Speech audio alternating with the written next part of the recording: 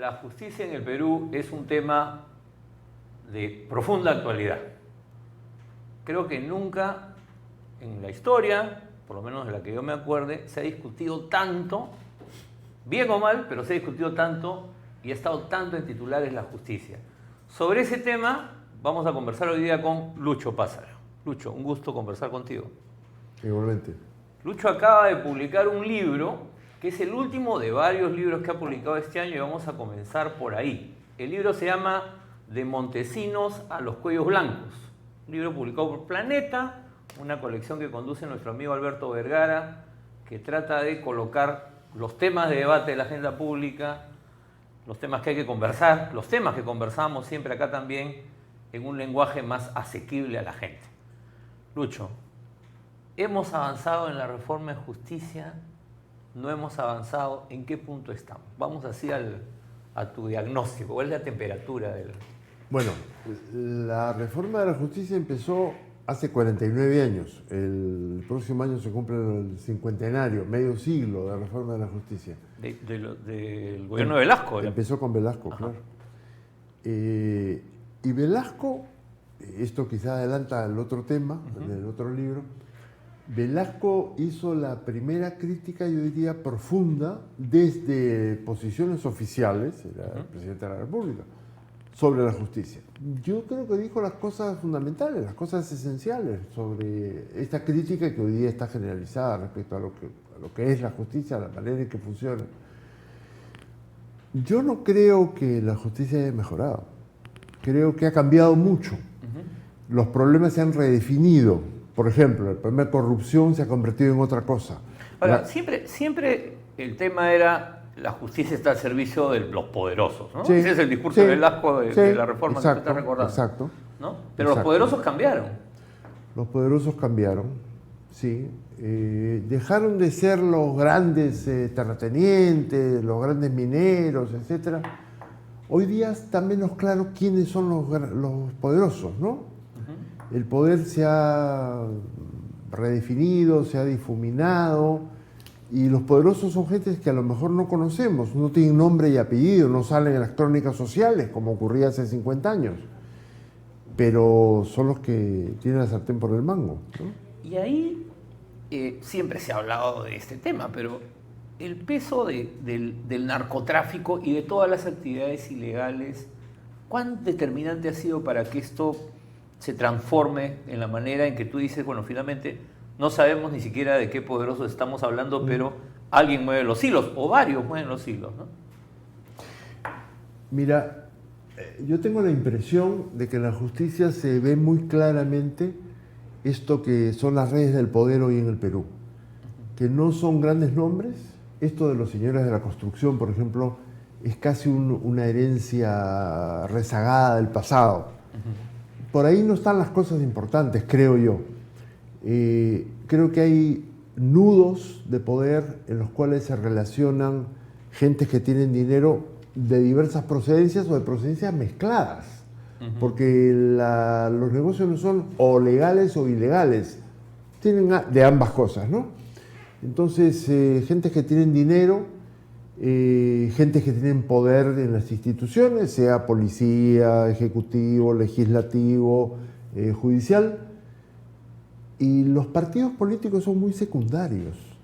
O sea, porque antes se decía... era a través de los partidos. Jueces del APRA, jueces Claro. de la AP, jueces... Bueno, todavía quedan los jueces de Alan García. Pero ahora pareciera que estos jueces, o sea, su lealtad es consigo mismos, en primer lugar. Y con quien tiene el poder y con quien tiene el poder de compra. Y puede ser comprado por dos. Si es que no entran en contradicción sus intereses. Así es. Y entonces las redes son más difusas, muy inestables. Hoy día podemos estar contigo y mañana con el señor de allá.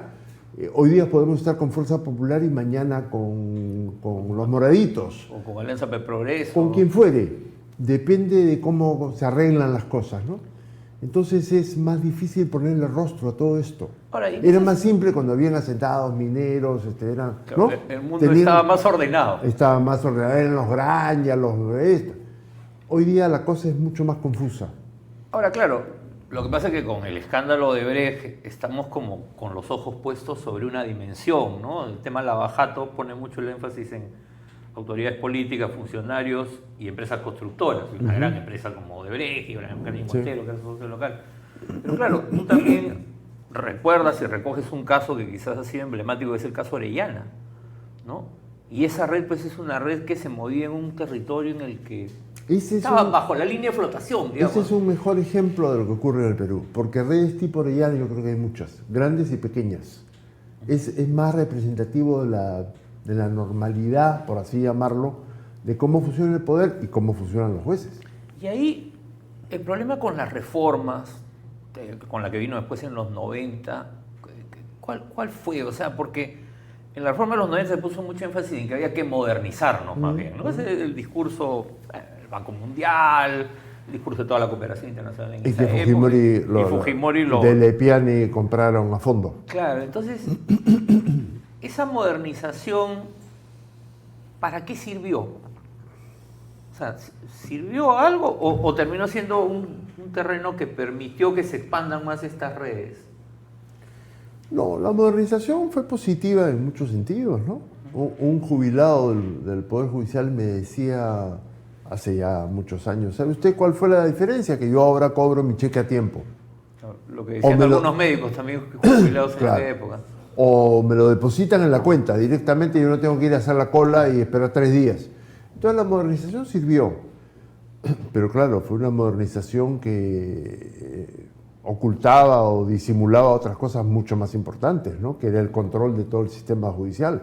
Con Fujimori tuvimos un control de la judicatura como no había habido nunca antes. Porque tuvimos por un lado la reforma administrativa. Así es. Y por otro lado la construcción de este engranaje, esta arquitectura institucional, ¿no? Las grandes redes de lo que se llama la mafia, pero la mafia no es el término más adecuado, creo yo, porque la mafia tiene padrinos, tiene gente que controlan todo el poder. Y como digo, las redes que existen son redes inestables. El gran sistema de redes inestables lo monta Montesinos. Yo creo que ese es su gran aporte a la putrefacción del Poder Judicial. Pero la lógica de él era el control de todas estas diferentes... Claro. Él era un gran gestor, digamos. Sí, pero como él no duró tanto, él dejó en herencia el sistema, claro, los mecanismos. Cuando cae Montesinos, cada red empieza a ver por dónde fluye. Como lo pasó con los servicios de inteligencia, ¿no? Claro, se comenta también que se convirtieron en empresas. Así es. ¿No? Ahora, hay un tema que tú insistes mucho en tu libro, que lleva subtítulo La persistente crisis de la justicia peruana. Que es más bien mi título. ¿Qué es tu título? Sí, supongo que el otro es marquetero, ¿no? Para la venta. Pero digamos, el tema de la formación, el tema de las universidades, ¿no? Y el tema de la formación, tanto de los jueces como de los abogados, porque leyéndote uno descubre que son como dos universos paralelos, ¿no? Como mundos... Pero vienen de la misma fuente. Por eso, pero ¿cuál es el problema ahí en la formación universitaria peruana?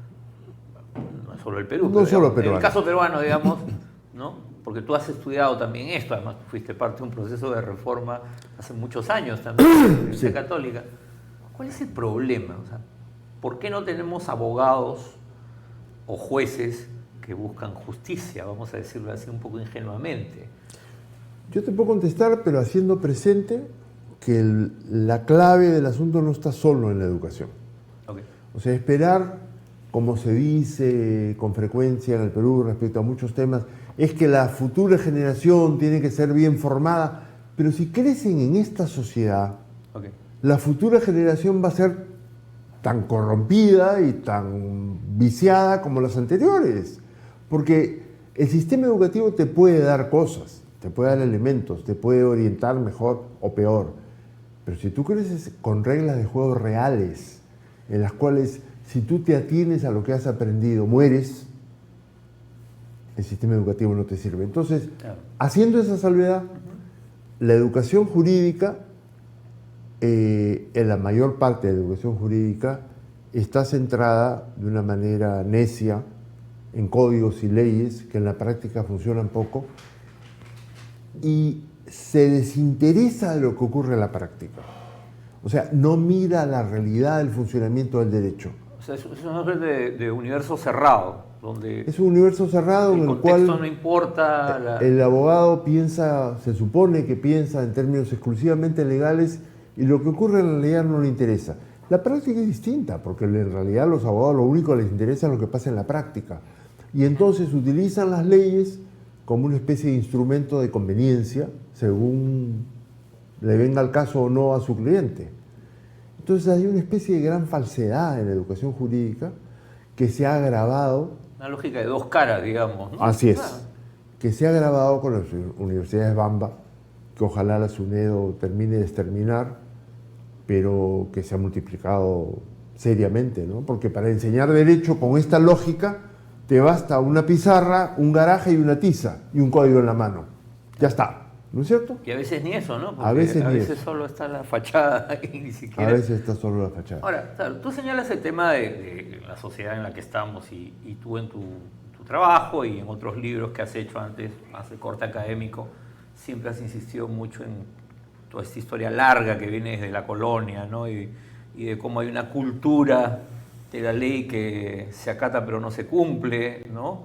Y de la que entonces, participamos todos. claro, que además un poco nuestra informalidad se basa en eso, ¿no? O sea, es algo más que un tema económico. Así es. Ahora, ¿cómo quiebras eso? O sea, ya vamos a la pregunta, creo que te la he hecho otra vez también, pero... Y yo seguramente te dije lo mismo, no lo sé. ¿No? O sea, ¿cómo? Porque claro, hay la lógica de las reformas, ¿no? Siempre tenemos esa idea, cambiando la ley, y en el Perú, comisiones, seriajús, Constituciones, ¿no? etcétera. Códigos.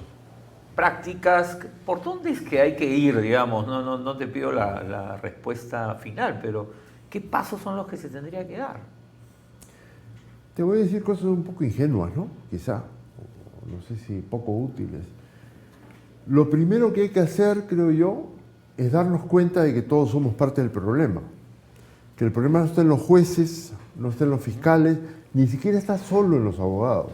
Que todos ellos contribuyen de una manera muy importante al problema, no quiero disimularlo. Además, les gusta que los veamos como un mundo aparte. O sea, Sí, por supuesto.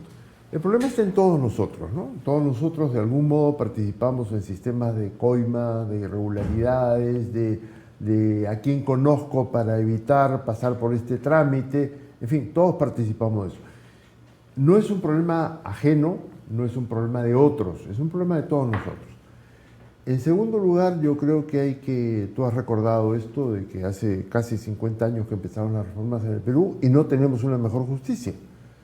Entonces hay que preguntarse por qué.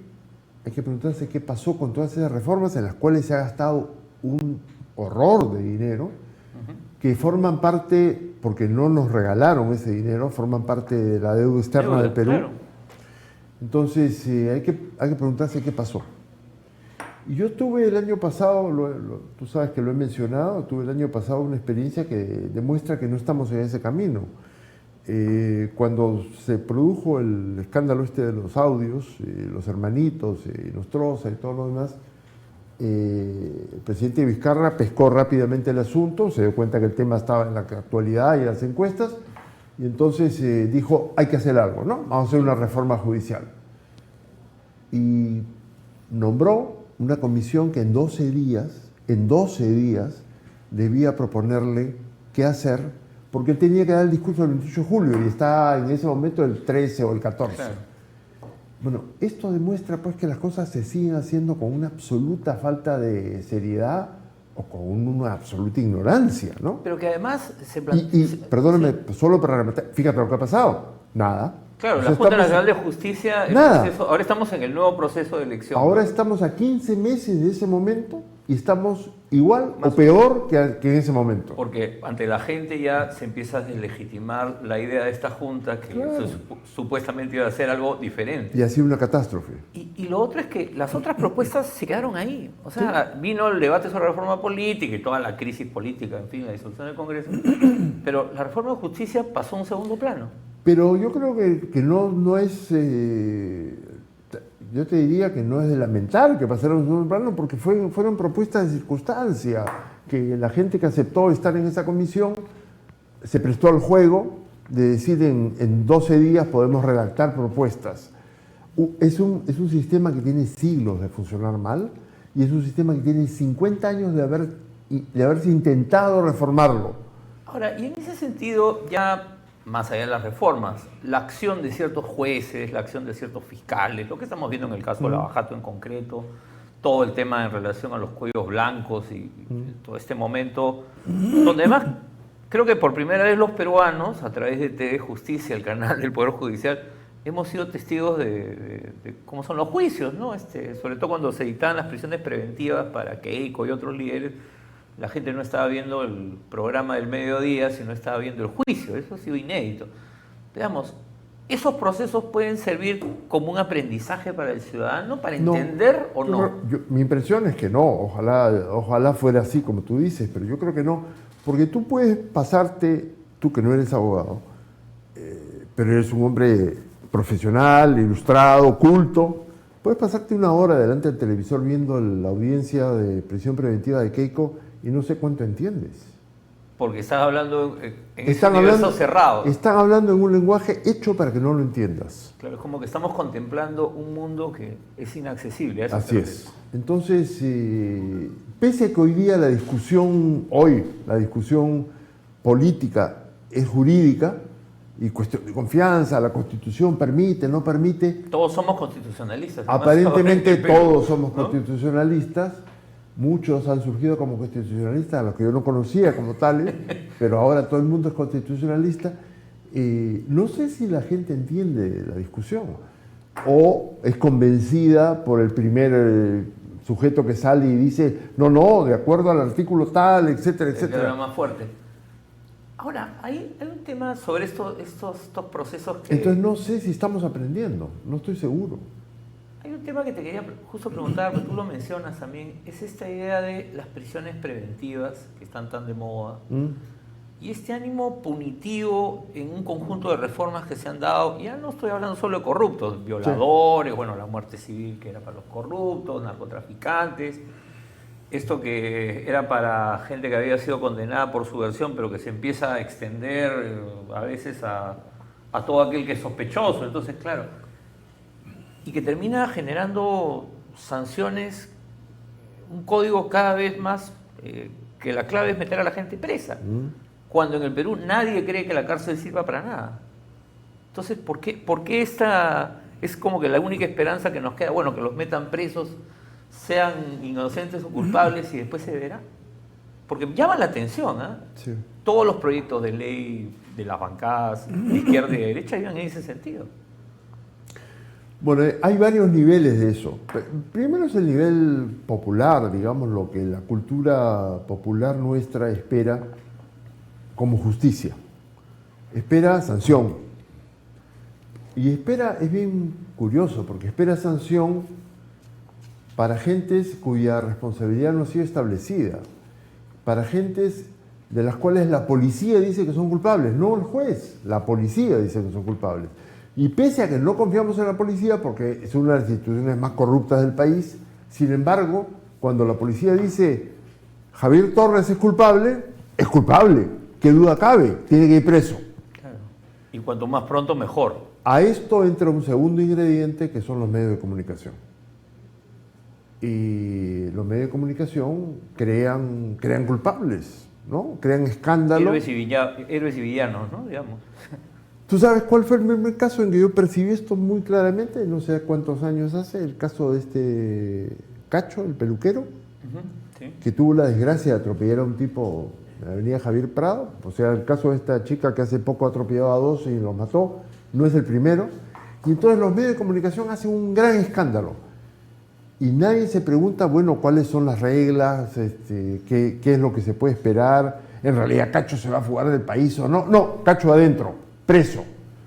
Entonces, creo que tenemos una, ¿cómo decirte sin ser ofensivo? Una versión primitiva de lo que es ser justicia, ¿no? Que es realmente la venganza. Es la venganza, una venganza sin averiguar si efectivamente hay responsabilidades o no, sin precisar elementos de descargo de la persona.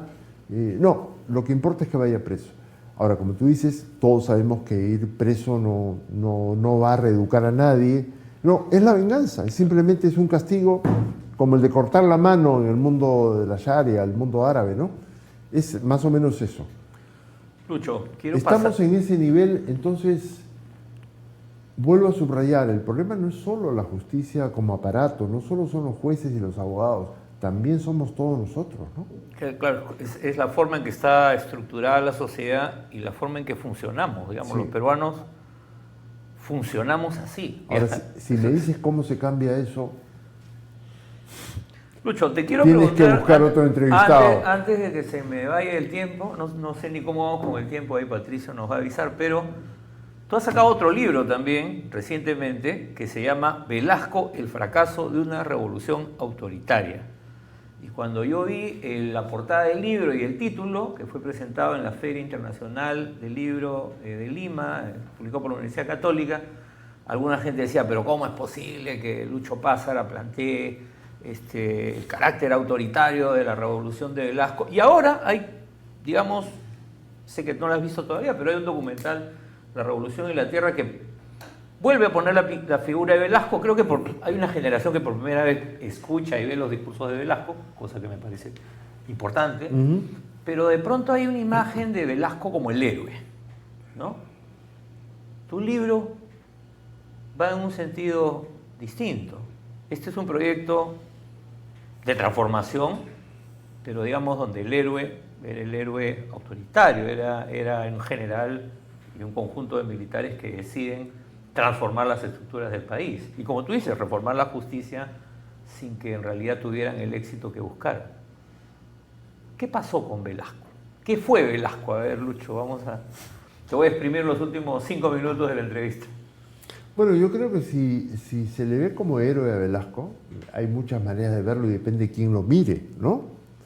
Puede ser el héroe, el villano. Durante los últimos años se ha construido una imagen de Velasco como el resentido que... Era la bestia negra la bestia negra de la derecha, digamos. Que hizo una desgracia en el país, ¿no? Pero si hay un aspecto, el aspecto más positivo de Velasco, creo yo, es un tipo que tuvo el poder, llegó al poder, yo diría, y se propuso cambiar el país. Y de esos tipos hay muy pocos en la historia del país. Cuando tú ves, no te digo los últimos, que todos son o están presos o deberían estarlo o van a estarlo, ¿no? Sí. Pero si te remontas hacia atrás, hay pocas gentes que llegaron al poder en el país para cambiarlo, ¿no? Con el propósito en serio. Con una voluntad... Sí, que no funcionó por lo menos en los términos en los que él y su gente, la gente que lo rodeaba, se había imaginado, no funcionó, es evidente. Y sin embargo cambió el país. El país después de Velasco es distinto. Lo que pasa es que la gente joven no lo sabe.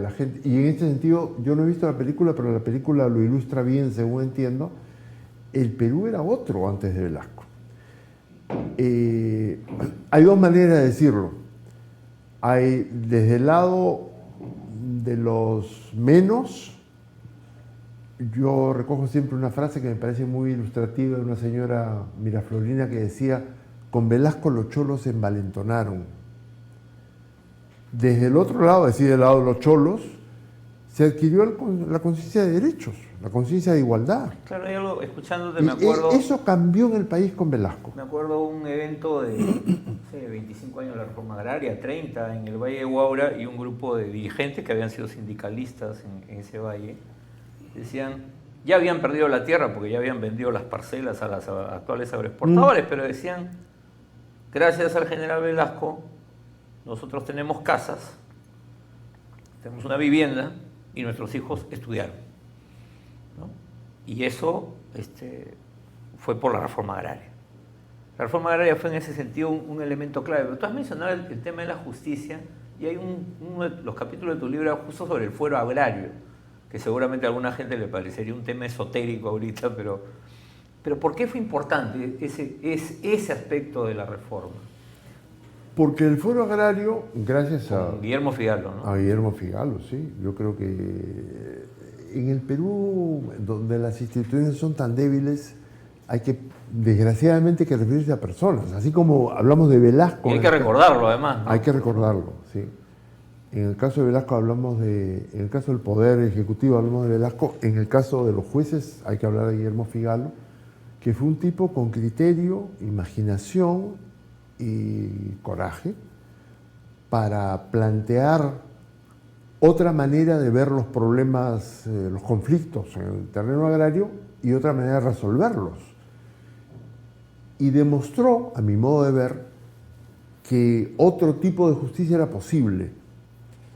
Y esto me parece que es una cosa muy interesante que hay que recordar, que hay que estimular, que hay que estudiar, porque cuando uno piensa en la justicia, a veces tiene la tentación de resignarse a que el derecho es un mundo irreal, en el cual los jueces están encerrados en esa cosa que tú decías, de los códigos, las normas. No, yo creo que desde el derecho también se puede pensar la realidad muy, muy de cerca y se puede enfrentar los conflictos y los problemas y resolverlos.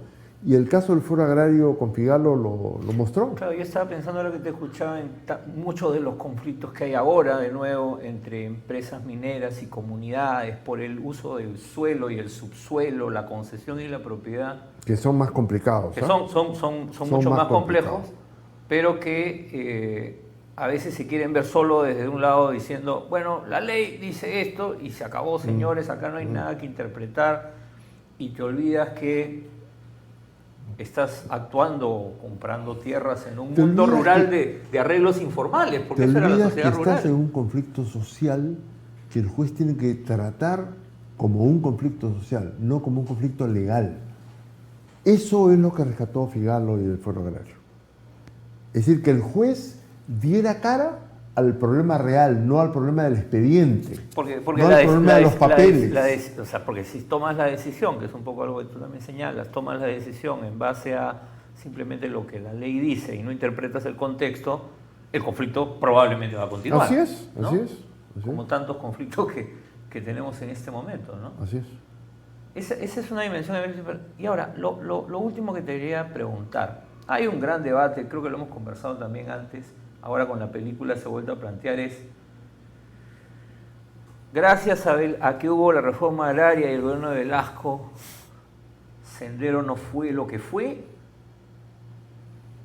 o es como dicen otros que dicen que al contrario, Sendero fue lo que fue la gasolina, ¿no? La mirada desde la derecha, que es un debate que se está dando y se ha retomado, pero te lo vuelvo a preguntar. ¿Cómo lo ves tú? Bueno, es lo que los sociólogos llaman una discusión contrafáctica, ¿no? ¿Cómo hubiera sido si es que no?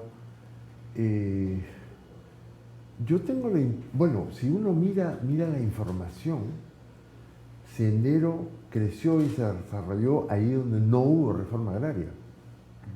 Esa es la respuesta más objetiva que se puede dar.